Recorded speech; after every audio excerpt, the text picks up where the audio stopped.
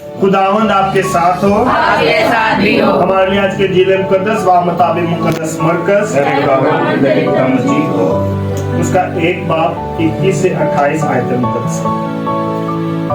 तब वो कुफ्र नहूम में दाखिल हुए और वो फौरी सबत के दिन इबादत खाने में जाकर तालीम देने लगा। वो लोग उसकी तालीम से हैरान हुए क्योंकि वो उन्हें फकीयों की मानिद नहीं बल्कि साहब इख्तियार की तरह तालीम देता था।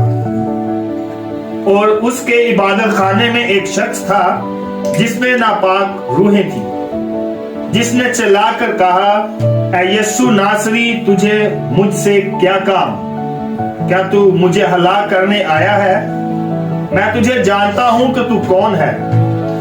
कदूस खुदा यस्सु ने उसे डांटा और कहा कि चुप रह और इसमें से निकल जा।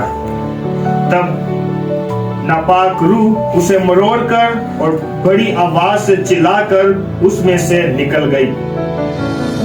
और वो सब हैरान होकर आपस में ये कहते हुए बहस करने लगे कि ये क्या है। एक नई तालीम बा इख्तियार वो नापाक रूहों को भी हुक्म देता है और वो उसकी मानती है। फौरी उसकी शोहरत जलील के सारे इलाके में फैल गई। इंजील मुकद्दस के वसीला से हमारी खताएं माफ की जाएं।